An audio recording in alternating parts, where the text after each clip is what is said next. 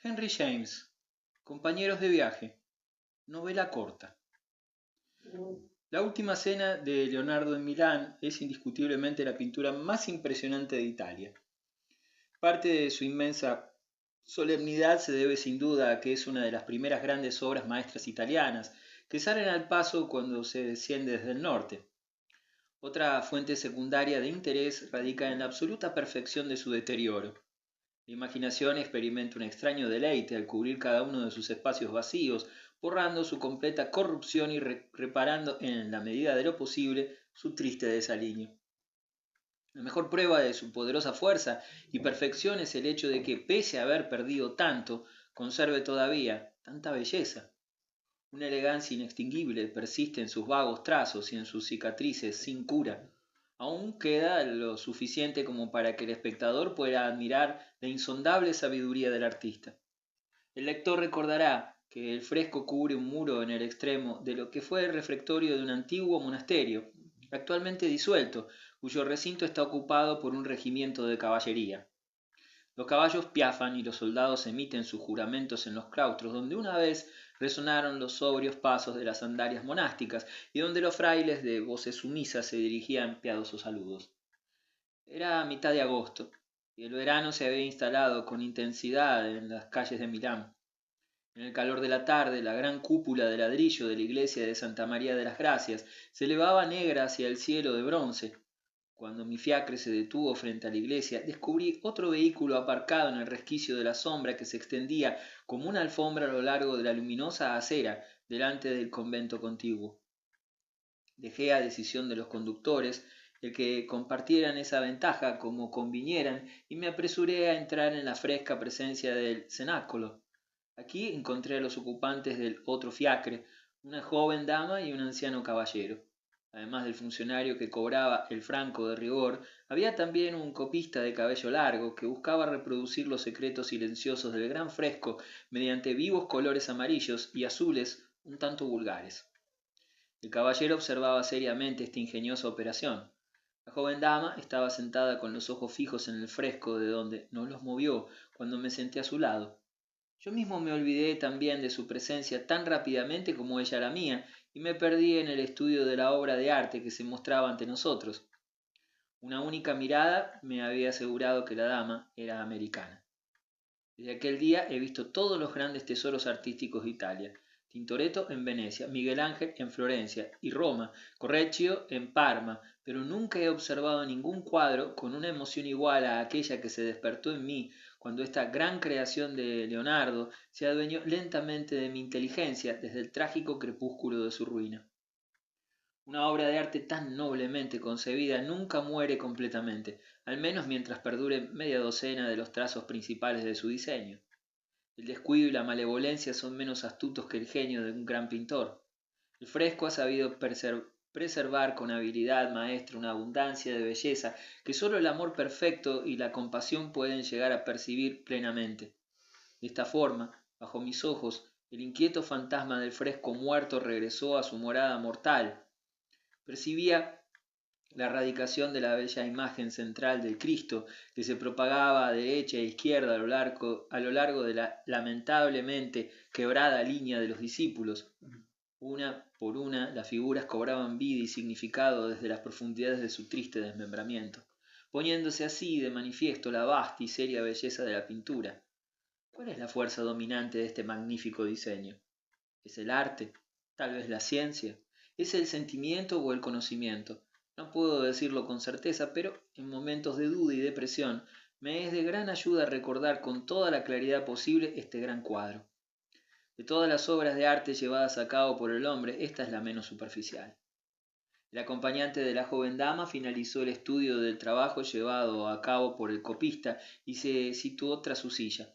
El lector recordará que en el muro se representó toscamente una puerta, parte de la cual se adentra en el fresco. La puerta no está muy conseguida, dijo el anciano caballero, refiriéndose aparentemente al copista. La joven dama permanecía en silencio. Bien, querida, continuó él, ¿qué opinas? La joven suspiró. La entiendo, dijo. ¿Lo entiendes, Bien. Supongo que entonces no hay nada más que hacer. La joven dama se levantó lentamente, poniéndose uno de sus guantes. Sus ojos descansaban en el fresco, por lo que yo podía observarla libremente. Era sin duda americana. Calculé que su edad debía rondar los 22 años, de estatura mediana. Tenía una figura deliciosamente esbelta. Su pelo era castaño, su tez fresca y clara. Llevaba un vestido blanco de piqué y un chal de encaje negro. Sobre sus gruesas trenzas oscuras lucía un sombrero con una pluma de color púrpura.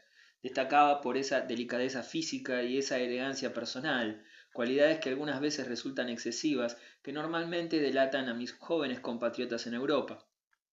El caballero, que evidentemente era su padre, llevaba el sello nacional tan claramente como ella. Tenía un rostro astuto, firme y generoso, que revelaba numerosos tratos en su vida con muchos hombres acerca de temas como acciones, valores y precios. Un rostro, por otra parte, en el que permanecía el tenue sonrojo de un excelente clarete. Este perfecto americano era calvo y canoso. Llevaba un corto y puntiagudo bigote blanco repartido entre las dos profundas arrugas que formaban los lados de un triángulo, del cual su boca era la base, y el puente de su nariz, donde descansaban sus gafas, el vértice. En deferencia tal vez a este crecimiento exótico, vestía mejor de lo que es común entre el típico ciudadano americano: corbata azul, chaleco blanco y pantalones grises. Como su hija se resistía a marcharse, me miró con un aire de sagaz conjetura. «Ah, ese Cristo tan maravillosamente hermoso», exclamó la joven dama, en un tono que traicionaba sus palabras a pesar de su suavidad. «Padre, qué pintura». Dijo el padre, «pues yo no la entiendo». «Debo comprar una fotografía», replicó la joven. Se dio la vuelta y caminó hacia el extremo más alejado de la sala, donde el conservador presidía una mesa con fotografías e ilustraciones. Mientras tanto, su padre había reparado en mí, Murray. «¿Es usted inglés?», me preguntó. «No, soy americano, como usted, imagino». «Encantado de conocerle. ¿De Nueva York?» «De Nueva York, pero he estado lejos de casa durante unos cuantos años». «¿Vive usted aquí?» «No, he vivido en Alemania. Acabo de llegar a Italia». «Ah, nosotros también. La joven dama es mi hija. Está loca por Italia». Nos encontrábamos tranquilamente en Interlaken cuando de repente leyó en algún maldito libro que Italia debe visitarse durante el verano. Así que me arrastró por las montañas hasta esta caldera abrasadora. Me estoy derritiendo literalmente. He perdido 5 libras en 3 días.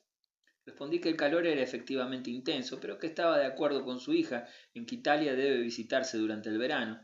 ¿Qué podría ser más agradable que la temperatura de esa vasta y fresca sala? «Ah, sí», dijo mi amigo. «Supongo que tendremos muchas más visitas como esta, pero no me importa siempre que mi hija se divierta». «Parece que está disfrutando mucho con las fotografías», comenté. De hecho, la joven comparaba fotografías con aparente gran energía mientras el vendedor elogiaba su mercancía al estilo italiano. Nos acercamos a la mesa. La muchacha negociaba, al parecer, una gran fotografía de la cabeza de Cristo, en la que el borroso y fragmentado personaje del original se mostraba aumentado en gran tamaño, conservado, sin embargo, mucha de su exquisita y patética belleza. «No creo que lo consideren gran cosa en casa», dijo el caballero. «Tanto peor para ellos», dijo su hija con un tono de delicada lástima. Con la fotografía en la mano se dirigió de nuevo hacia el fresco. Su padre entabló un diálogo en inglés con el conservador. En el transcurso de 5 minutos, deseando asimismo comparar la fotografía con el original, volvió a observar el gran fresco. Conforme me acercaba, la joven apartó la vista de él. Entonces, por primera vez, sus ojos se encontraron con los míos. Eran profundos, oscuros y luminosos, y me los imaginé llenos de lágrimas. Lo observé mientras regresaba a la mesa. Su manera de andar me pareció peculiarmente delicada, ligera y rápida, aunque llena de decisión y dignidad. Un estremecimiento de gozo recorrió mi interior cuando percibí sus párpados humedecidos. «Dulce compatriota», exclamé en silencio, «tienes el don divino del sentimiento». Y volví al fresco con una sensación más profunda de su mérito. Cuando aparté los ojos de la pintura, mis compañeros ya habían abandonado la sala. A pesar del gran calor, estaba preparado para ver Milán a conciencia. De hecho, me gustaba bastante el calor. Me parecía que con él mis sentidos acostumbrados al norte se adentraban más en lo italiano, y en el sur y en el carácter local de las cosas.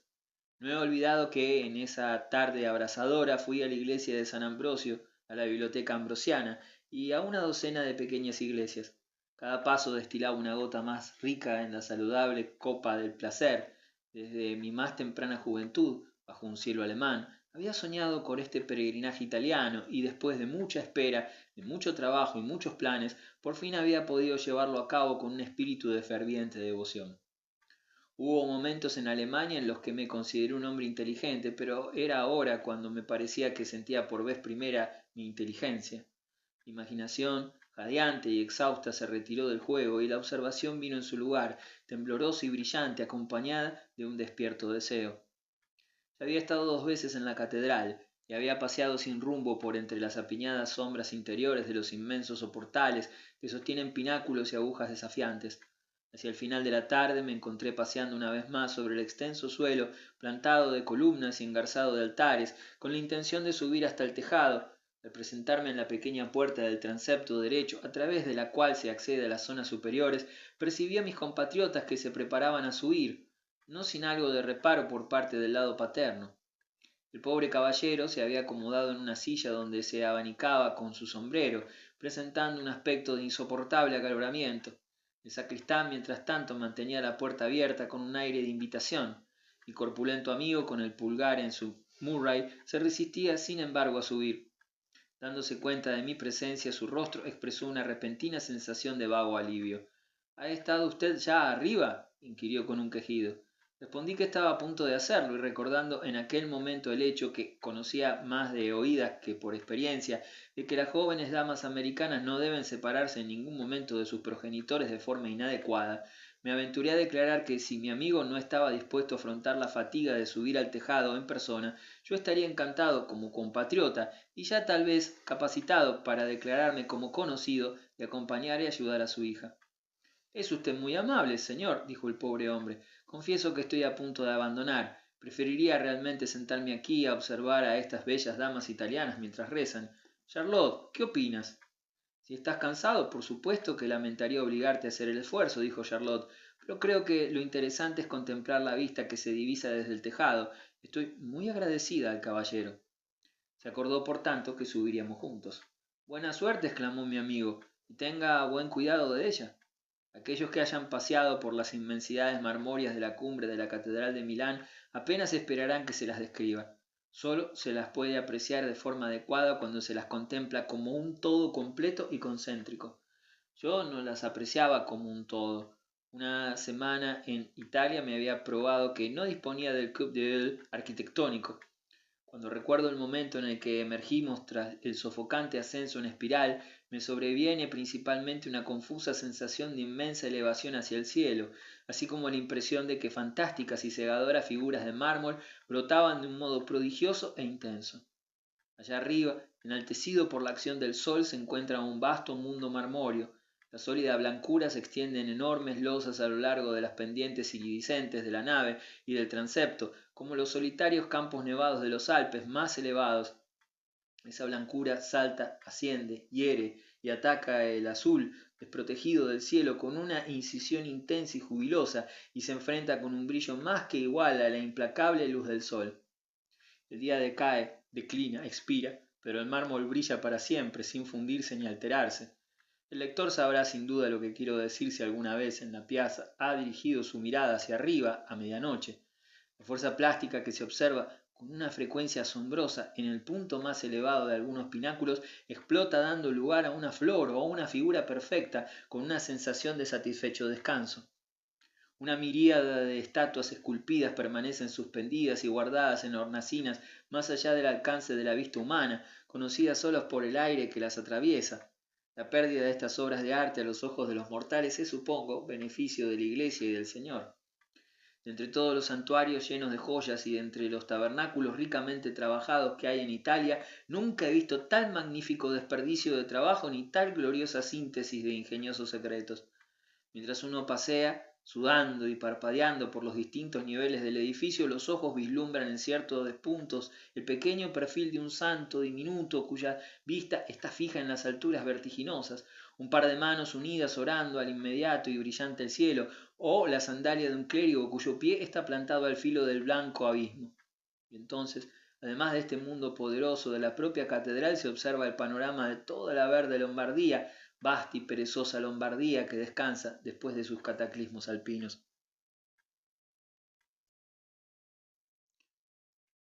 Mi compañera llevaba una pequeña sombrilla blanca con un forro violeta. Protegida así del sol, trepó y observó todo lo que la rodeaba con abundante coraje y espíritu. Sus movimientos, su mirada, su voz rebosaban de placer inteligente. Fue entonces, en el momento en que pude observarla de cerca, cuando me di cuenta de que, aunque tal vez careciera de una belleza clásica, su juventud, el verano e Italia la convertían en más que suficientemente hermosa. Durante mis años de residencia en Alemania, viviendo entre alemanes en una pequeña ciudad universitaria, los americanos me habían llegado a interesar en alto grado por lo que representaba de novedoso y remoto. Tenía en muy alta estima el encanto de las mujeres americanas en especial, y estaba más que preparado para dejarme cautivar por las afamadas gracias de su franqueza y libertad. Ya había percibido que en la muchacha que me acompañaba había una calidad de femineidad diferente de cualquier otra mujer que hubiera conocido recientemente. Poseía un entusiasmo, una madurez, una conciencia que despertaron profundamente mi curiosidad. Era de una ingenuidad auténtica. Usted es americana, dije mientras nos asomábamos para mirar hacia lo lejos. Efectivamente, ¿y usted? En su voz se quebró el encanto. Era aguda, fina y nerviosa. También, afortunadamente. Nunca lo habría pensado. Le hubiera tomado por alemán. Mi educación es alemana. Yo supe que usted era americana desde el primer momento en que la vi. Me lo imagino. Al parecer las mujeres americanas son fácilmente reconocibles, pero no hablemos de América. Hizo una pausa y barrió con sus ojos oscuros la admirable grandeza del panorama. Esto es Italia, dijo. Italia, Italia. Efectivamente, Italia. ¿Qué piensa usted de Leonardo? Creo que solo puede existir un sentimiento hacia él. Es el más triste y bello de los cuadros, pero yo no sé nada de arte. No he visto nada todavía, excepto aquel precioso Rafael en el Brera. Tiene usted ante sí una gran cantidad de cosas. Van ustedes al sur, supongo. Sí, vamos directamente a Venecia. Allí veré los Tizianos. Tiziano y Paolo Veronese. Sí, apenas puedo creerlo. ¿Ha viajado usted alguna vez en góndola? No, esta es mi primera visita a Italia. Ah, entonces todo es nuevo también para usted. Divinamente nuevo, dije con emoción. Ella me miró con una sonrisa, un rayo de amistoso placer en mi placer. ¿Y no está usted decepcionado? En lo más mínimo, soy un alemán ejemplar. Yo soy un americano ejemplar. Vivo en Araminta, Nueva Jersey. Visitamos a conciencia las alturas de la iglesia, concluyendo con una subida a la pequeña galería de la aguja central. La vista que se divisa desde allí no puede describirse con palabras, especialmente la que apunta hacia la larga línea montañosa que cierra el norte. El sol se ocultaba, claros y serenos sobre sus cimientos azules, los picos nevados se agrupaban y desperdigaban envueltos en luz y silencio. Hacia el sur, las largas sombras se fundían y multiplicaban y las llanuras boscosas de la Lombardía se disolvían en la perfecta Italia. Este panorama produce una gran emoción al viajero que viene del norte y un vago y delicioso impulso de conquista despierta en su corazón. Desde esta vertiginosa posición estratégica y mientras el visitante se asoma a la bella e histórica región que se exhibe ante él, sus ojos recorren el territorio con un ambicioso deseo de abarcarlo todo. Aquello es el Monte Rosa, dije. Eso es el paso del Simplón. Allí está el triple esplendor de aquellos preciosos lagos. Pobre Monte Rosa, dijo mi compañera. Estoy seguro de que nunca habrá pensado en el Monte Rosa como en un objeto de lástima. Usted no sabe lo que representa. Representa el genio del norte. Ahí está, congelado y fijo, con su cabeza descansando sobre aquella pared montañosa, contemplando este maravilloso mundo del sur y añorándolo por siempre en vano. Está muy bien que no pueda venir, se derretiría. Es cierto, es bello, también a su estilo. Me gusta imaginar que me ha escogido como su enviada y que he venido hasta aquí para recibir su bendición. Hice ademán de señalar unos cuantos lugares. Más allá está Venecia, fuera de nuestra vista. Por el camino hay una docena de pequeños y maravillosos pueblos. Espero visitarlos todos y pasear durante todo el día por sus calles, sus iglesias, sus pequeños museos y sus grandes palacios. Por la noche me sentaré a la puerta de un café en una pequeña piazza, contemplando algún bello edificio a la luz de la luna y diré, ah, esto es Italia. Ustedes, los hombres, son verdaderamente afortunados. Me temo que nosotros debemos ir directamente a Venecia. ¿Su padre insiste en ello? Lo está deseando. Mi pobre padre. Se acostumbró desde joven a vivir con prisas y no puede cambiar la costumbre, incluso ahora que ya se ha retirado y no tiene nada más que hacer. pero creía que en América las hijas exigen tanto como los padres. La joven muchacha me miró, medio sonriendo, medio seria. ¿Tiene usted madre?, me preguntó, y entonces, ruborizándose ligeramente por su franqueza y sin esperar a que le respondiera, me dijo: «Esto no es América. Me gustaría pensar que puedo convertirme en una criatura de Italia durante un tiempo». De alguna manera sentí un cierto contagio en su momentáneo arranque de franqueza. «Sospecho firmemente que es usted americana hasta lo más profundo de su alma, y que nunca será ninguna otra cosa. Espero que así sea», dije yo.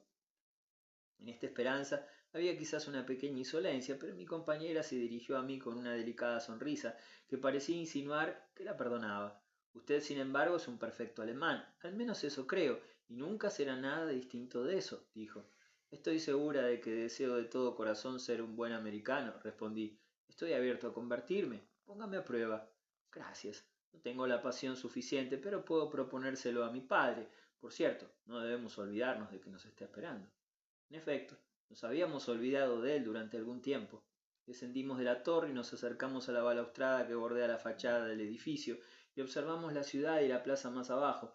Milán tenía a mis ojos un peculiar encanto de alegría templada, la suavidad del sur sin su lasitud, y sentí que podría pasar un mes allí de buena gana. Conforme descendía el calor y se acercaba la noche, la vida común de las calles comenzaba a despertar y murmurar de nuevo. Una deliciosa emanación de la dulzura de la vida transalpina llegó hasta nuestros rostros. Las bellas mujeres italianas aparecían perezosas y desaliñadas en los pequeños balcones de las ventanas y entre los toldos inclinados, con los pies entre las abarrotadas macetas y con sus rollizos brazos desnudos apoyados sobre las barandillas de metal, todavía adormilada tras la interrumpida siesta. Jóvenes esbeltos y atractivos, oficiales que comenzaban a esparcirse por la calle, magníficos con sus espadas de sonido metálico, sus bigotes castaños y sus piernas enfundadas en pantalones de color azul celeste. En suave armonía con ellos, varias damas de Milán salían para disfrutar del fresco, elegantes, románticas, provocadoras, con cortos vestidos negros y mantillas de encaje que colgaban de sus chignons. Se adornaban con un ligero maquillaje que resaltaba artísticamente la oscuridad de su pelo y de sus ojos. Qué distinto era aquello de Alemania, y qué distinto debía ser de Araminta, Nueva Jersey. «Es el sur, el sur», repetía a sí mismo una y otra vez. El sur, en la naturaleza, en el hombre, en la educación, era un mundo más brillante. «Es el sur», le dije a mi compañera. «¿No lo sienten sus nervios?» «Muy agradable», dijo ella. «Debemos olvidar todas nuestras inquietudes, deberes y pesares y centrarnos en lo hermoso. Piense en esta gran trampa para los rayos de sol, en esta ciudad de amarillos, rojizos y carmesíes, de vocales líquidas y sonrisas sesgadas, como en un templo de moralidad y conciencia, al igual que una de nuestras catedrales del norte. No pertenece al cielo, sino a la tierra, al amor, a la luz y al placer». Mi amiga permaneció en silencio por un momento. «Me alegro de no ser católica», dijo por fin. «Vayamos, debemos regresar». Encontramos el interior de la catedral deliciosamente fresco y oscuro. El padre de la joven no se encontraba en el lugar de donde partimos y comenzamos a caminar por la iglesia en su búsqueda. Nos encontramos con un grupo de damas milanesas encantadoras con su melancólica elegancia y el encanto español de sus velos. Mi compañera mostraba una simpatía persistente y fraternal hacia estas pálidas, penitentes y postulantes. «¿No desearía ser católica ahora?», pregunté. «Sería tan agradable llevar una de esas preciosas mantillas». «Las mantillas son sin duda favorecedoras», respondió, «pero quién sabe qué horribles y antiguas penas, temores y remordimientos los cubren. Mire a esa dama». Estábamos de pie cerca del altar mayor. Mientras hablaba, una mujer arrodillada se levantó y, conforme arreglaba los pliegues de su manto de encaje en torno a su pecho, fijó sus grandes ojos oscuros en nosotros con una intensidad considerable y peculiar. Era joven y tenía un rostro pálido y demacrado. Llevaba un vestido de cierta elegancia deslustrada y mostraba una notable nobleza en sus gestos y en su porte. Se aproximó a nosotros con una extraña mezcla de decencia y desafío en su expresión. «¿Son ustedes ingleses?», dijo en italiano. «Es usted muy bonita». «¿Es él su hermano o un enamorado?». «No es ninguna de las dos cosas», dije con un cierto tono de reproche. «¿Ninguna? Solo un amigo. Alégrese de tener un amigo, señorina. Ah, es usted bonita». Justo ahora, mientras rezaba, me miraba y pensó que lo visto que era muy interesante. «No me importa. Puede verme aquí cualquier día, pero espero sinceramente que nunca tenga que rezar unas oraciones tan amargas como las mías. Excúseme. Y se alejó. ¿Qué habrá querido decir con eso? Dijo mi compañera. El Monte Rosa, dije yo, era el genio del norte. Esta pobre mujer es el genio de lo pintoresco. Nos muestra la miseria esencial que hay detrás de él. No es una lección malsana para recibirla al comienzo. Mírela mientras recorre el pasillo. Qué porte de cabeza. Lo pintoresco es bello de todas formas. Me pregunto cuál será su desgracia, murmuró la muchacha. Ha barrido una ilusión con los pliegues de aquellas ropas negras. Bien, dije, he aquí un hecho sólido para reemplazarla. Mis ojos acababan de descubrir el objeto de nuestra búsqueda. Estaba sentado sobre una silla, medio inclinado contra una columna. Su barbilla descansaba en su pecho y sus manos estaban cruzadas sobre la parte más sobresaliente de su chaleco. Camisa y chaleco se levantaban y caían con una visible y audible regularidad. Me desvié y dejé que la joven se ocupase de él. Una vez hubo conseguido que su padre se despertara, éste me agradeció efusivamente el que me hubiera ocupado de la muchacha y expresó el deseo de que nos volviésemos a ver. Partimos mañana hacia Venecia, dijo. Estoy deseando respirar el frescor de la brisa marina y comprobar si las góndolas merecen tanto la pena. Como yo también esperaba estar en Venecia en unos días, estaba seguro de que nos encontraríamos. Prevenido esta circunstancia, mi amigo propuso que nos intercambiáramos tarjetas, cosa que hicimos allí, y entonces, ante el altar mayor, sobre la preciosa capilla que contiene las sagradas reliquias de San Carlos Borromeo, fue así como supe que su nombre era Mr. Mark Evans. Tome notas por nosotros, exclamó Miss Evans mientras nos dábamos la mano en señal de despedida. Pasé la noche, después de la cena, paseando entre las calles concurridas de la ciudad, saboreando la humanidad milanesa. En la puerta de un café percibí a Mr. Evans sentado ante una pequeña mesa redonda. Parecía haber descubierto los méritos de la absenta. Me pregunté dónde habría dejado a su hija. Imaginé que estaría en su habitación escribiendo en su diario. La quincena que siguió a mi partida de Milán fue en todos los aspectos memorable y deliciosa. Con un interés que se acentuaba hora a hora mientras leía, pasé las primeras páginas de la fascinante novela que es Italia. Llevé a cabo con detalle el programa que había trazado para Miss Evans, aquellos pocos y breves días cuando los recuerdos se me antojan los más dulces y llenos y tranquilos de mi vida. Todas las pasiones personales, todo el egocentrismo agitado, todas las esperanzas mundanas, penas y miedos se disiparon y fueron absorbidos por la sólida percepción de lo presente, que exhalaba la pura esencia del romanticismo. ¿Qué palabras pueden reproducir la imagen de estas ciudades del norte de Italia, proyectan sobre una retina sensible? Serían palabras gastadas, desiertas, inhóspitas, decadentes, sucias. En aquellos días del mes de agosto el sol meridional entraba a raudales por sus calles, con una ferocidad tal que no dejaba resquicio para ninguna acechante sombra del atractivo misterio, pero tomándolas tal y como el tiempo cruel las había creado y abandonado, encontré en ellas una enseñanza y encanto inconmensurables. Parecía que por primera vez mi percepción viviera una propia y firme vida creativa. ¿Cómo se alimentaba de las mohosas migajas del dichoso pasado? Siempre he pensado que la facultad de observar es una voluble impostora, ya que las rehúsa tragarse el orgullo, desprenderse de su coraje y caminar a gatas, si es necesario, en las ranuras y los rincones oscuros de la vida. En estas ciudades muertas de Verona, Mantua, Padua, cómo se ha deleitado la vida y ratificado en su fortaleza, cómo han crecido y florecido el sentimiento y la pasión, cuánta historia se ha llevado a cabo, cuántas vidas han madurado y decaído. Nunca en ningún otro sitio he tenido una impresión más profunda que los secretos sociales del género humano. Incluso en Inglaterra, en aquellos lugares habituales de reunión rodeados de vegetación, modelos de paz doméstica que amortiguan el sonido de los acordes de la civilización británica, uno tiene la ligera sensación del posible movimiento y fruición del carácter individual. Más allá de cierto punto, es posible imaginar que este carácter emergió en el ambiente general del deber, de los negocios y de la política. En Italia, a pesar de que se tenga conocimiento de la intensa conciencia pública que una vez inflamó estos pequeños y compactos estados, la poco aplicada y espontánea vida moral de la sociedad parece haber sido más activa y más sutil.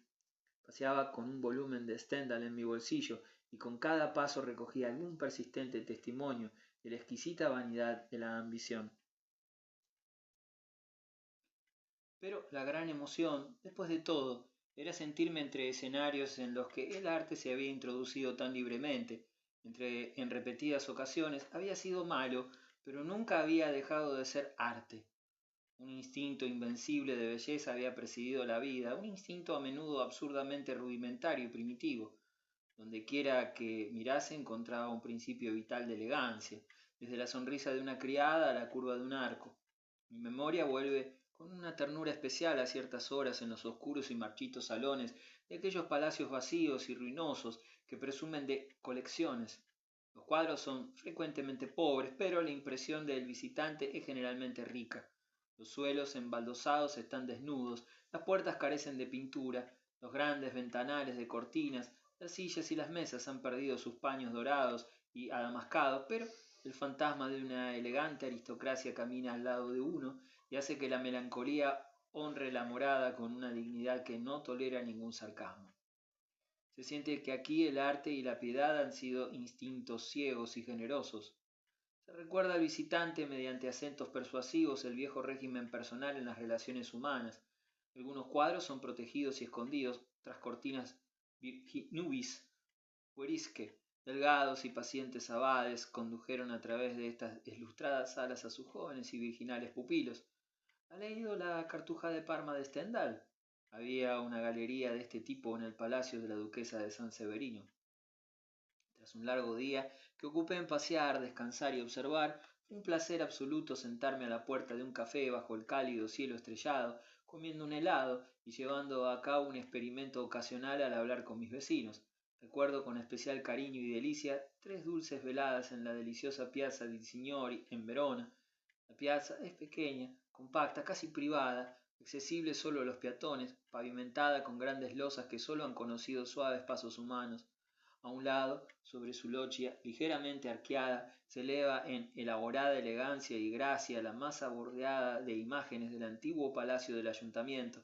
Enfrente se hallan 2 edificios más severos y pesados, dedicados a oficinas municipales y al alojamiento de soldados. Si se pasa a través del arco que lleva fuera de la piazza, se encuentra un vasto espacio rectangular con una escalera que se eleva hacia el sol, una fila de gendarmes sentados a la sombra a lo largo de la pared, un grupo de soldados limpiando sus mosquetes y una docena de personas, hombres y mujeres, asomándose desde las ventanas abiertas. En una esquina de la pequeña plaza se elevaba hacia la pálida oscuridad el alto y esbelto fuste del campanile de ladrillo. En el centro brillaba firmemente una blanca y colosal estatua de Dante.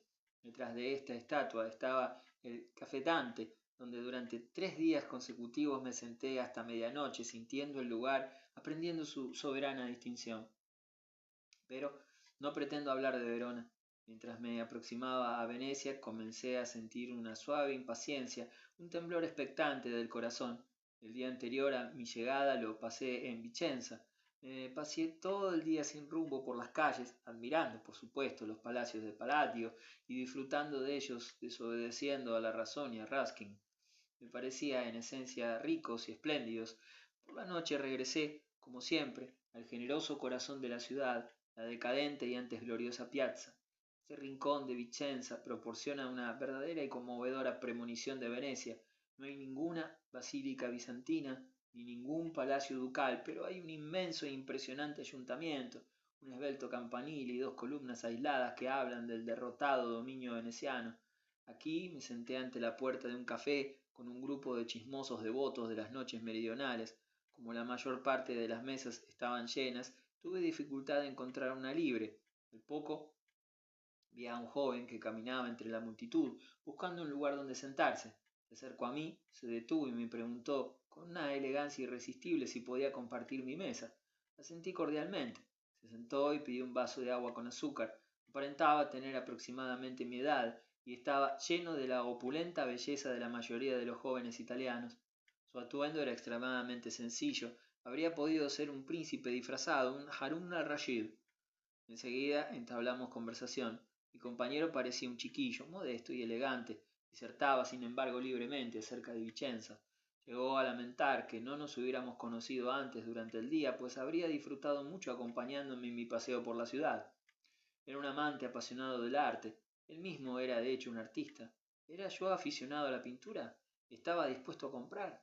Respondí que no tenía ningún deseo de comprar cuadros modernos, que de hecho disponía de escasos medios para adquirir cualquier cuadro.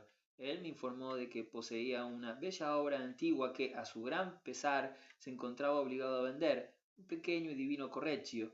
¿Le haría el favor de verlo? Confiaba poco en el valor de esta anónima obra de arte, pero sentí simpatía por el joven pintor.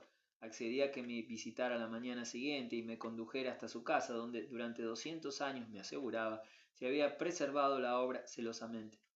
Llegó puntual, hermoso, sonriente, humildemente vestido, como el día anterior. Después de un paseo de 10 minutos nos detuvimos ante un vulgar y mediocre palazzo que tenía un vago aire paladiano. En el sótano que daba al patio interior vivía mi amigo con su madre y su hermana, según me informó. Me guió a través de una oscura antecámara de la que surgía, a través de la puerta abierta de la cocina, un inesperado olor a cebolla.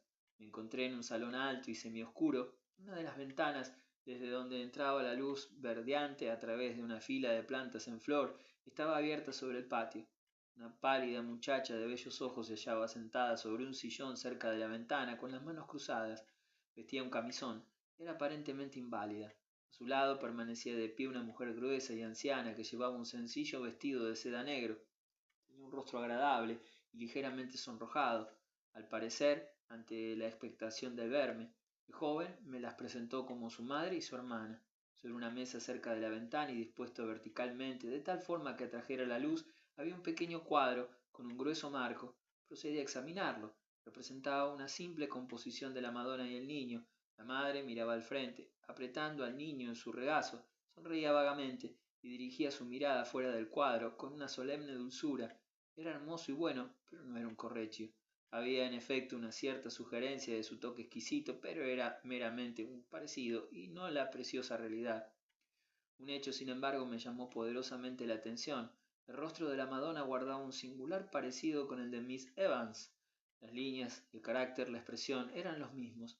La vaga sonrisa medio pensativa era la suya, al igual que la franqueza femenina y la delicada firmeza de la frente, desde donde el pelo oscuro se ondulaba hacia atrás con uniforme abundancia.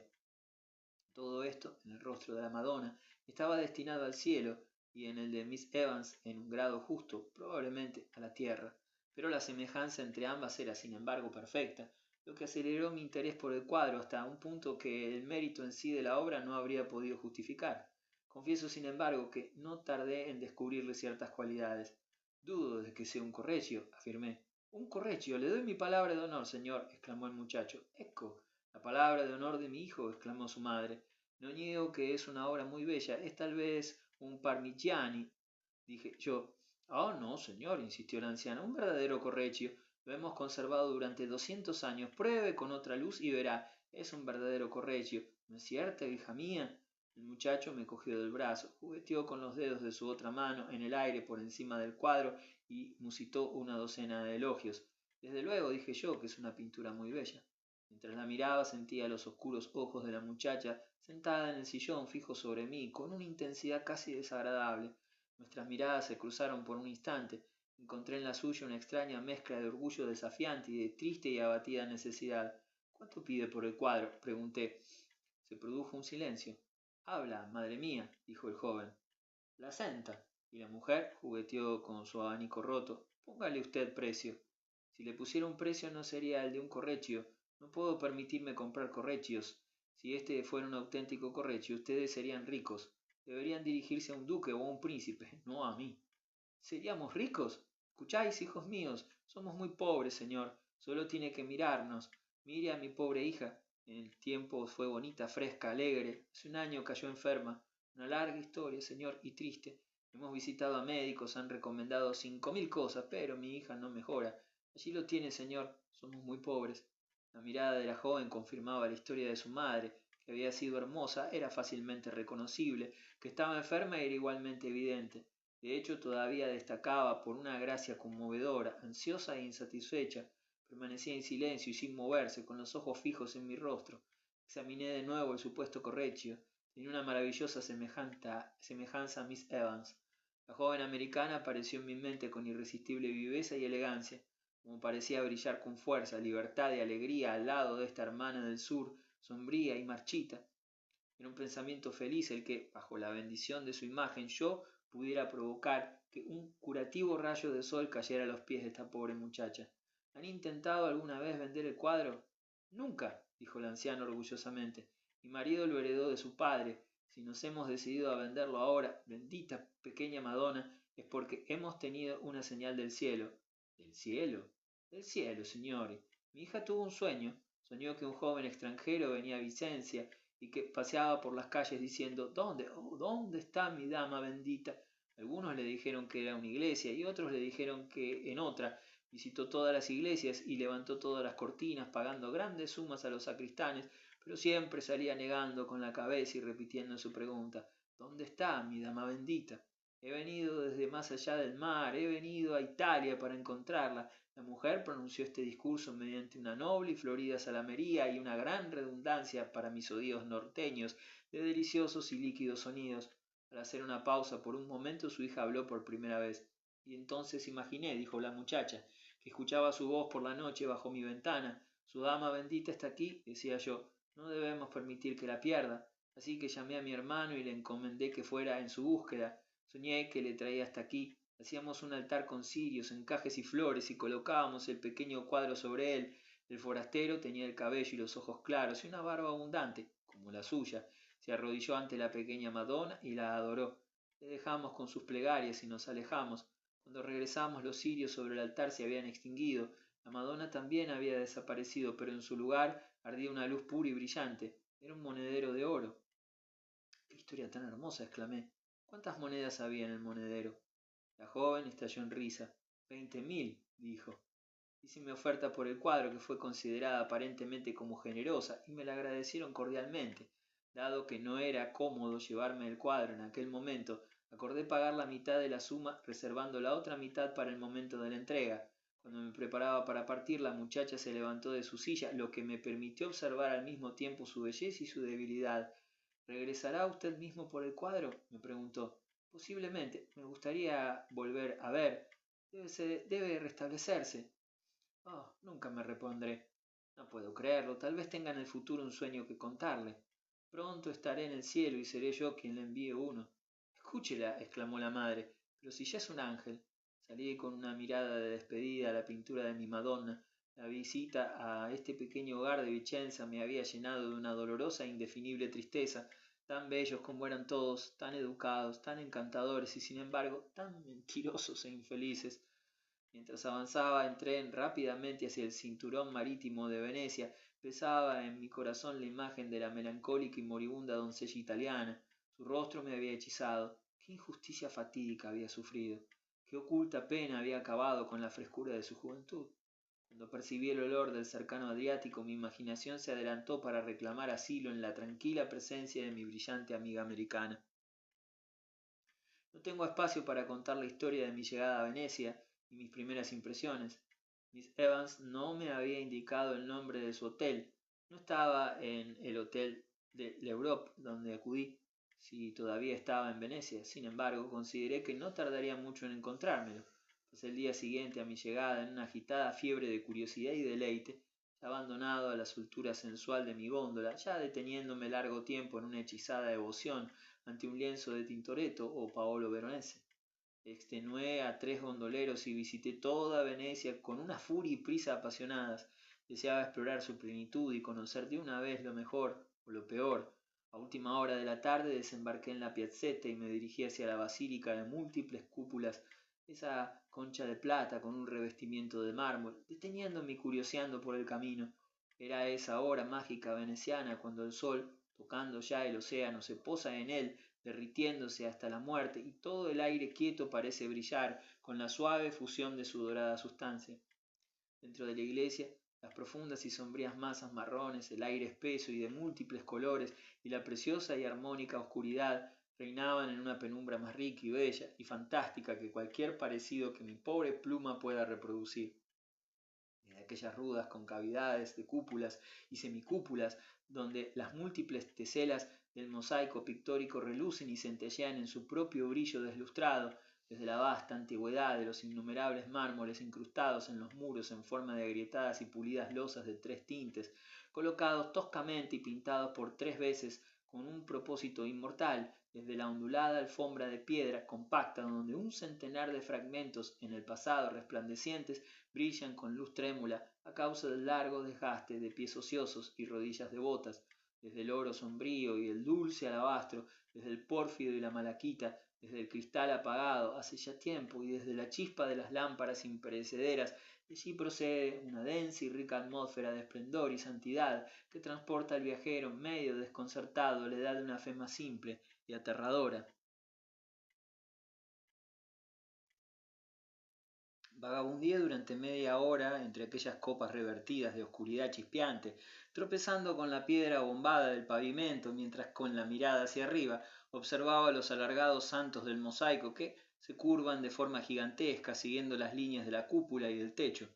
Había abandonado Europa, estaba en Oriente. Una abrumadora tristeza se apoderó de mi corazón al pensar en la historia espiritual del hombre. Las pintorescas sombras que se apiñaban sobre mí parecían representar la oscuridad de un pasado del que nos hemos desprendido tras una lucha lenta y dolorosa.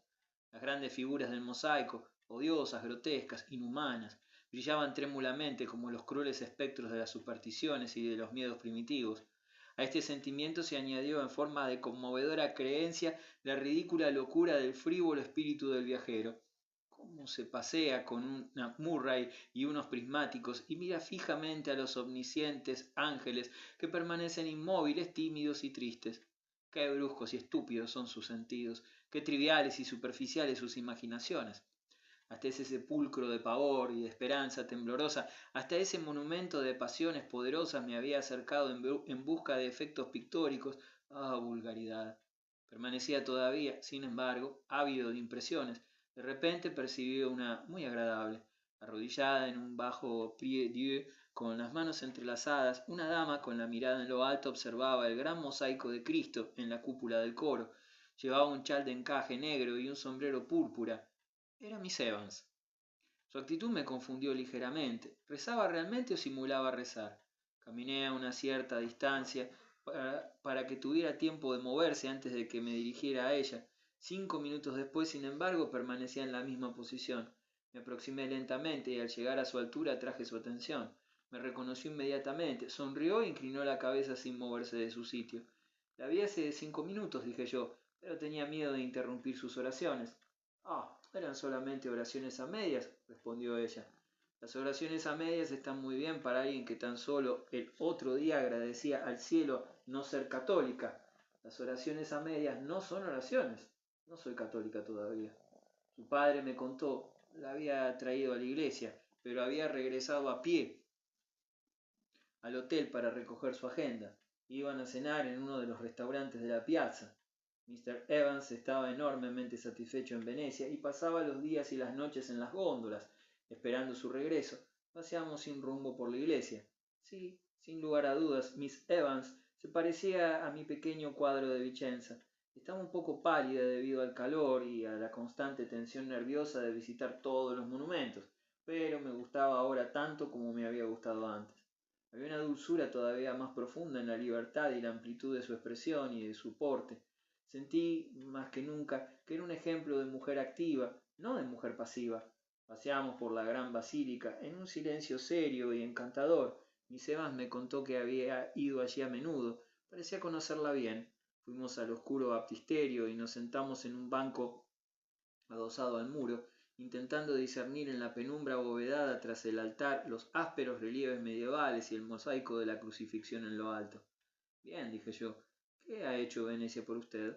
Muchas cosas. Me ha cansado un poco, me ha entristecido, me ha encantado. ¿En qué ha pasado el tiempo? En lo que normalmente hace la gente. Después de desayunar subimos a nuestra góndola y estamos allí hasta casi la hora de dormir. Creo que conozco cada canal y cada canaleto de Venecia. Debes saber que, ya que dulce es recostarse bajo el toldo, sentir por debajo esa agitación líquida y firme y admirar la brillante y triste elegancia de la ruina. He leído 2 o 3 novelas de George Sand. ¿Conoce la última Aldini? Me imagino un romance en cada palacio. En mi opinión, la realidad de Venecia excede a cualquier romance. El simple hecho de estar aquí es ya bastante romántico. Sí, pero qué romance tan breve y fugaz. Bien, dije yo, es evidente que un día nos iremos de aquí, pero lo que también es cierto es que nadie podrá negar que hemos estado aquí. Espero que no se marche de Venecia enseguida. Dentro de 10 o 15 días iremos a Florencia, y de allí a Roma y a Nápoles, entonces por mar, probablemente, a Génova y de allí a Niza y París. Debemos estar en casa para Año Nuevo. ¿Usted? Espero pasar el invierno en Italia. ¿Nunca va a regresar de nuevo a casa? Por supuesto que sí, probablemente regrese en primavera, pero desearía que ustedes también permanecieran aquí. Es usted muy bueno. Mi padre lo considera imposible. Solo me queda aprovechar al máximo el tiempo que me quede aquí. ¿Va a regresar a Araminta? Miss Evans enmudeció por un momento. Ah, no pregunte, dijo. ¿Qué tipo de lugar es Araminta? Pregunté maliciosamente. Miss Evans cayó de nuevo. Ese es San Juan Bautista en la pila bautismal, dijo por fin levantándose con una ligera risa. Al salir del baptisterio encontramos a Mr. Evans, quien me saludó cordialmente e insistió en que fuera a cenar con ellos. Recuerdo muy gratamente aquella pequeña cena. Fuimos al Café Quadri y ocupamos una mesa al lado de una ventana abierta sobre la piazza que comenzaba a llenarse de paseantes nocturnos y de curiosos que acudían a escuchar la gran banda de música en el centro. Miss Evans se quitó el sombrero y se sentó frente a mí en un amistoso silencio. Su padre llevaba la carga principal de la conversación. Pareció sentir su peso, sin embargo, conforme la cena avanzaba y cuando ya había atacado la segunda botella de vino. Entonces Miss Evans me preguntó sobre mi viaje desde Milán. Le conté toda la historia y sentí que infundía en mi narración una gran cantidad de color y de calor. Ella permanecía sentada, hechizándome con su sonrisa firme y atenta. Por primera vez en mi vida sentí la magia de la comprensión. Después de la cena salimos a la piazza y nos instalamos en una de las mesas de Florian. La noche era perfecta, la música magnífica. En una mesa vecina había un grupo de jóvenes caballeros venecianos, espléndidos en su atuendo, como caracteriza a los de su clase, y radiantes con el maravilloso esplendor físico de la raza italiana. Solo necesitan terciopelo, raso y plumas para hacer temas de un Tiziano o de un Paolo Veronese, dije. Permanecían sentados poniendo sus oscuros ojos en blanco y besando sus pálidas manos al paso de los amigos con sonrisas que eran como destellos de luna sobre el Adriático. Son tan inmensamente bellos, dijo Miss Evans, las criaturas más bellas del mundo, excepto quiere decir, por este otro caballero. Ella asintió. La persona a la que me había referido era un joven que estaba a punto de sentarse en una mesa libre. Una dama y un caballero, ambos ancianos, habían pasado cerca de él y le saludaron. El joven se quitó el sombrero y permanecía de pie sonriendo y hablando. Todos ellos eran auténticos anglosajones. El muchacho era bastante corto de estatura, pero firme y compacto. Su cabello era fino y encrespado, y sus ojos de un color azul claro. Su rostro y cuello se mostraban profundamente bronceados por la exposición al sol. Tenía también un pequeño bigote rubio. ¿Crees que es hermoso? Preguntó Mr. Evans. Me recuerda a mí mismo cuando tenía su edad. De hecho, se parece a usted, señor.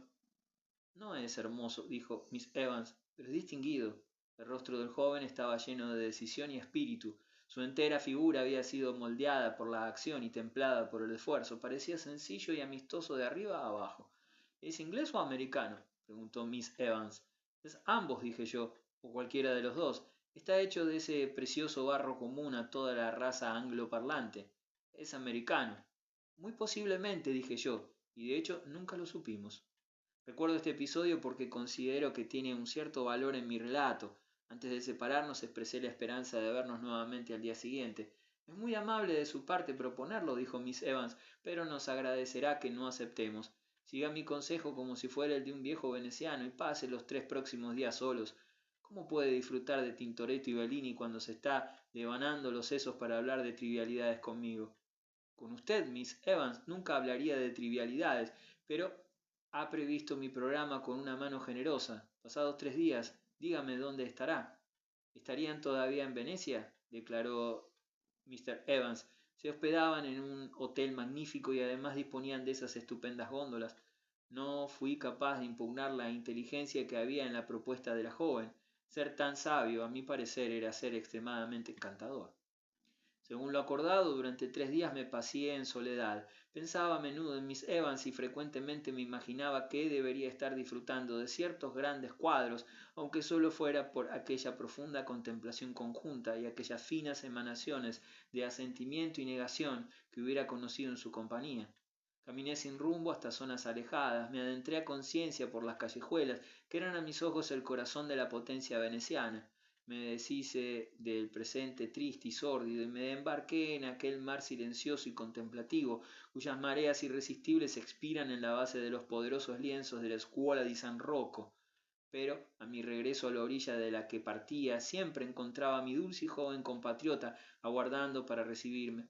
Si Miss Evans hubiera sido una gran coqueta, no podría haber procedido con mayor malicia que con este requerimiento de 3 días de ausencia. Durante este periodo, en mi imaginación, ella aumentó 10 veces su valor. No quiero decir que no hubiera horas sin interrupción en las que me olvidaba de ella, cuando no tenía corazón sino para Venecia y sus lecciones, para el mar, el cielo y los grandes pintores y arquitectos, pero cuando mi mente había ejecutado uno de estos grandes movimientos de apreciación, volvía con un repentino sentido de soledad y lasitud a aquellas suaves esperanzas y aquellas fragantes insinuaciones de intimidad que se agrupaban en torno a la persona de mi amiga.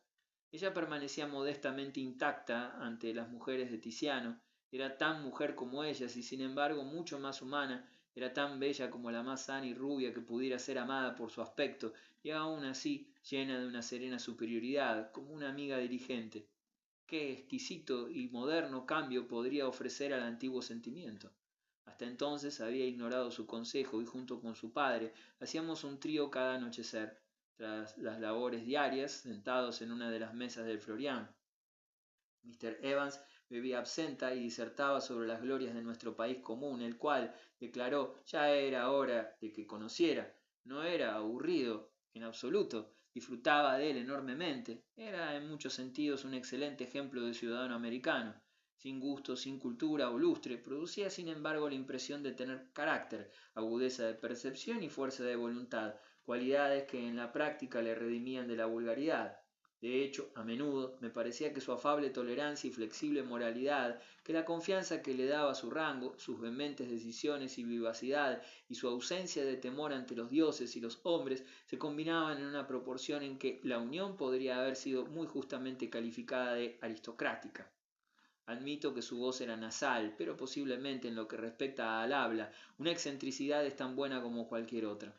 En cualquier caso, con sus ojos claros, fríos y grises, con ese porte ligeramente impúdico y más que llano de su amplia barbilla, con esas 2 duras líneas que franqueaban las alas erizadas de su bigote gris, con su expresión general de irrefutable seguridad, su actitud práctica y su indiferente desdén de la tradición, daba la impresión al observador de ser un hombre de incontestable fuerza. Era entretenido también en parte por su ingenio y en parte por su posición. Solo era débil en su amor por la absenta. Tras tomar el primer vaso abandonó su silla y paseó por la piazza, buscando a posibles amigos, magníficamente ignorante de posibles enemigos. Su hija se recostó en la silla con los brazos cruzados, sostenido por sus manos desnudas. Su belleza permanecía apenas definida y su voz resultaba intensificada y templada por la luz de las estrellas, atenuada bajo el gas de las farolas. Hablábamos de infinitos temas. Tenía sin duda un admirable gusto femenino. Se merecía conocer Venecia. Recuerdo decírselo en una repentina explosión de homenaje. Es usted digna de conocer Venecia, Miss Evans. Debemos aprender a conocerla juntos. ¿Quién sabe qué ocultos tesoros podemos descubrir entre los dos? Al final de mis 3 días de prueba, pasé una semana en compañía constante de mis amigos. Nuestras mañanas estaban dedicadas, por supuesto, a las iglesias y a las galerías, y al final de la tarde pasábamos y repasábamos a lo largo del Gran Canal, o nos dirigíamos al Lido. Por entonces Miss Evans y yo habíamos intimado profundamente. Habíamos aprendido a conocer Venecia juntos, y este conocimiento nos había ayudado a conocernos el uno al otro. En mi mente, Charlotte Evans y Venecia habían seguido el juego de forma efectiva, la una en las manos de la otra. Si mi imaginación hubiera tenido que pintar su retrato, la habría dibujado sobre el fondo de un muro palaciego, iluminado por la puesta de sol, con una ligera luz proveniente de la verde laguna reflejada juguetona en su rostro. Y si hubiera deseado dibujar una escena veneciana, la habría pintado desde un balcón abierto, con una mujer asomándose a un ventanal, como la había visto hacer a menudo en el hotel. Al fin de la semana fuimos una tarde al Lido, programando nuestra salida para poder regresar al atardecer. Fuimos hasta allí en silencio. Mr. Evans, sentado con la cabeza inclinada hacia atrás, exhalaba el humo de su cigarro contra el deslumbrante cielo que hablaba intensamente del mar y del verano. Su hija permanecía inmóvil bajo sus espesos velos. Yo, sentado frente a ellos, sentía el roto bamboleo de nuestra góndola y observaba cómo Venecia crecía, uniforme y sonrosada, más allá de los intervalos líquidos. Cerca del lugar del embarque, en la orilla del Lido, a donde habíamos llegado, hay una pequeña trattoria que sirve refrigerios a los visitantes. Las principales atracciones de esta casa de Solás eran un cenador al aire libre, una parra horizontal que se extendía más allá de un sucio mantel, un acre olor a fritata y un admirativo círculo de gondoleros y mendigos, atracciones suficientes, sin embargo, para haber llamado la atención de los inquisitivos pasos de un anciano caballero americano, en quien Mr. Evans reconoció rápidamente un amigo de juventud y colega de negocios. Siguió un caluroso saludo. Este hombre respetable pidió la cena y solicitó a Mr. Evans que al menos se sentara y compartiera una botella de vino. Mi amigo vaciló entre sus deberes como padre y la perspectiva de revivir deliciosos intereses comunes con un antiguo camarada, pero su hija acudió gentilmente en su ayuda. Siéntate con Mr. Munson, habla cuanto desees y cuando te canses ve hasta la playa a buscarnos. No nos alejaremos demasiado. Fuimos, pues, a dar un paseo lentamente a lo largo de la desolada playa que se desvía desde su reluciente orilla de Venecia y toma las mareas del Adriático. El Lido tiene para mí un peculiar y melancólico encanto, y a menudo me he maravillado de haber sentido la presencia de la belleza en un punto tan desprovisto de cualquier elemento hermoso. Más allá del hecho de que conoce los humores cambiantes y los matices del Adriático, esta estrecha línea de vegetación ahogada por la arena no tiene ninguna distinción extraordinaria. En mi país conozco muchas playas de arena, bosquecillos enanos y trémulos horizontes marinos que, teniendo una pureza y amplitud de composición ligeramente inferior a esta, carecen de su encanto. El secreto del Lido reside simplemente en sentir que Venecia está cerca. Es el jardín sembrado de sal de la ciudad del mar. Hasta aquí se acercaban, paseando los venecianos para disfrutar brevemente de la tierra firme o para vislumbrar más ampliamente la inmensidad de su padre, el océano. A lo largo de una estrecha línea, en medio de la isla se extienden mercados de hortalizas y huertos doblados por la brisa, pequeños setos, veredas y vegetación propia del lugar. En un extremo, sobre unos terraplenes, hay una serie de bajas fortificaciones debidamente vigiladas por centinelas, cada una con su correspondiente foso. Más allá de estas se levantan algunas losas funerarias, tumbas de antiguos judíos de Venecia, que están singularmente grabadas y medio ocultas por la arena, por la maleza que trepa en torno a ellas y por espesos y ásperos arbustos. Paseamos lentamente hasta allí y nos sentamos en la hierba. Entre las dunas que cerraban la playa vimos aquí y allá la agitación azul del mar. Sobre toda esta escena se cernía la profunda y brillante tristeza del comienzo del otoño. Permanecía a los pies de mi compañera y me preguntaba si estaba enamorado. Parecía que nunca en mi vida había sido tan feliz. Sé que dicen que estar enamorado no es pura felicidad, que en el ánimo del amante que todavía no ha declarado su amor ni ha sido aceptado hay un elemento de conmovedora duda y de dolor. ¿Debía confesar mi amor de una vez por todas y degustar la perfección de la felicidad? La verdad es que me preocupaba poco la respuesta que ella pudiera darme. Solo deseaba hablar de amor. En esa atmósfera romántica quería de alguna manera disfrutar de la mujer que era tan benditamente bella e inteligente. Consideraba que toda la inquietud de la imaginación, que el excitado sentido de la belleza, la pasión y la alegría y la tristeza engendrados por mis andanzas italianas se habían transformado repentinamente en una potente necesidad de expresión. Miss Evans estaba sentada sobre una de las tumbas hebreas, con la barbilla sobre la mano y el codo en la rodilla, observando el quebrado horizonte. Yo estaba echado de costado sobre la hierba, apoyado en el codo y la mano, con los ojos puestos en su rostro. Ella bajó sus ojos, que se encontraron con los míos. Ninguno de los dos habló ni se movió, pero intercambiamos una larga y firme mirada, tras la cual sus ojos se desviaron nuevamente al infinito. ¿Cuáles eran sus sentimientos hacia mí? ¿Percibía de algún modo mi emoción? ¿Habría en su maravilloso corazón algún problema que le impidiera responder? Supongamos que me rechazara. ¿Sufriría yo? ¿Insistiría en mi empeño? Por encima de todo, yo apostaba por el amor. En caso de que me aceptara, sería más grande mi felicidad que la que transmitían los latidos de mi corazón. Anhelaba, en verdad, simplemente la felicidad de aquel instante, solo de aquel único instante. Era consciente de un inmenso respeto por la mujer próxima a mí. No era consciente, sin embargo, del menor deseo de tan siquiera tocar el borde de su vestido, que descansaba sobre la hierba en contacto con el mío. Después de todo, solo la conocía hacía 10 días. Qué poco sabía realmente de ella, aparte de su belleza y de su inteligencia. Qué poco sabía ella de mí yo espiritual. tan inaccesible y poco sentimental. Conocíamos poco más el uno del otro, de lo que había surgido en el estrecho círculo de nuestras impresiones comunes sobre Venecia, y sin embargo, si el amor se había abierto paso en este círculo, que lo ensanchara y siguiera su camino, inmortal Venecia, me levanté de un salto y me alejé 10 pasos, regresé y me tumbé de nuevo sobre la hierba. El otro día en Vicenza compré un cuadro. Ah, ¿un original? Ah, una copia. ¿De quién? De usted. Ella se sonrojó. ¿Qué quiere decir? Era una pequeña imitación de un Correggio, una Madonna con el niño. ¿Es bueno? No, bastante pobre. Entonces, ¿por qué lo compró? Porque la Madonna se parecía extraordinariamente a usted. Lo siento, Mr. Brock. Debería haber tenido una razón mejor. Espero que el cuadro fuera barato. Tenía un precio bastante razonable. La admiro más que a cualquier otra mujer. Ella me miró unos instantes, enrojeciendo de nuevo. Usted no me conoce. Tengo una ligera idea que es suficiente para que la admire. No hable de admiración, me cansa de antemano. Bien, entonces estoy enamorado. No de mí, espero.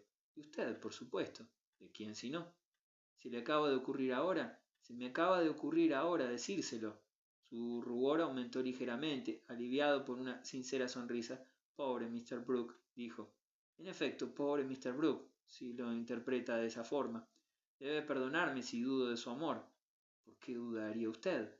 Porque imagino que el amor no llega de esta manera. Viene como puede. Esta es claramente una muy buena manera. Ya sé que esta es una manera muy bella, Mr. Brooke. Venecia tras nosotros, el Adriático ante nuestra vista, estas viejas tumbas hebreas, su misma belleza me hace desconfiar. ¿Solo cree que el amor que nace en la oscuridad y en el dolor? Pobre amor, ya tiene suficientes problemas desde el principio hasta el fin. Permítale un poco de espacio. Escuche, dijo Miss Evans tras una pausa, usted no está enamorado de mí, sino de ese cuadro. Toda esta belleza y encanto italianos lo han lanzado a un romántico estado de ánimo. Usted desea que todo sea perfecto. Por casualidad estoy cerca, así que ha pensado, me voy a enamorar, e imagina a este propósito una serie de cosas bellas que no soy. Creo que es usted bella y buena. Lamento que sea tan dogmática. No debe malinterpretarme, o las cosas se pondrán serias. Bueno, no puede evitar que yo la adore. Lo sentiría mucho. Mientras me adore, estamos a salvo. Por mi parte, puedo decirle cosas mejores que confesarle que estoy enamorada de usted. La miré con impaciencia. Por ejemplo, extendió su mano. Usted me gusta enormemente. En cuanto al amor, estoy enamorada de Venecia. Bueno, a mí me gusta Venecia enormemente, pero estoy enamorada de usted.